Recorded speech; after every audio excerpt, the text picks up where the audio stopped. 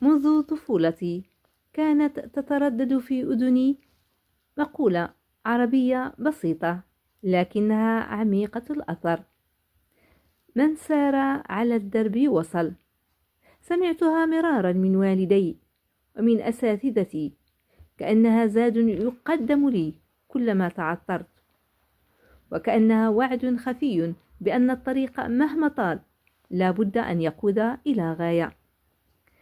آمنت بها، أو ربما تعلقت بها أكثر مما ينبغي. جعلتها نبراسا في دربي أستضيء بها كلما أظلمت أيامي. كابدت في حياتي كثيرا، في دراستي وبعد تخرجي. حين ظننت أن الوصول بات قريبا، فإذا بي أبدأ رحلة أخرى أشد وعورا. وفي عملي حملت أمالي على كتفي، ومضيت أبحث عن موطئ قدم في عالم لا يرحم. ومع كل هذا ما زلت أشعر أنني لم أصل بعد، كأن الطريق يمتد كلما اقتربت من نهايته. ما زلت أجاهد وأصارع من أجل لقمة عيش، وأتذوق مرارة السعي لتحقيق الذات.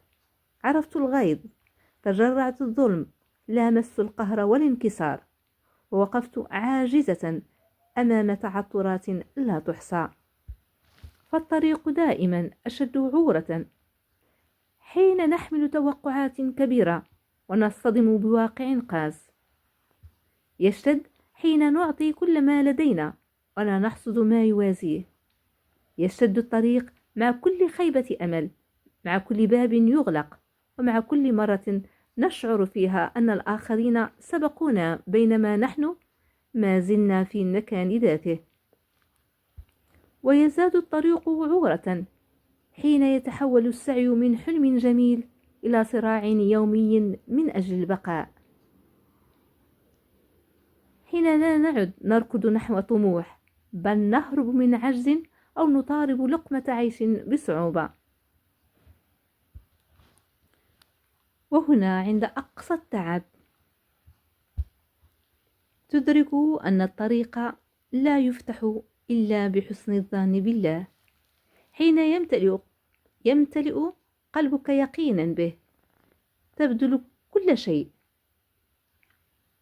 لم تختفي العوائق، لكنها لم تعد كما كانت.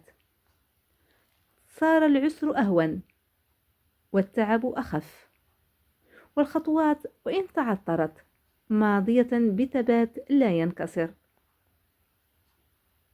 وتعلم حينها أن من أحسن الظن بربه مهد الله له الدروب وأوصله في الوقت الذي يختاره له، لا في الوقت الذي يستعجله هو. فما ضاع ساع كان الله غايته، وما تعثر قلب علق أمله به، بل يصل ولو بعد حين.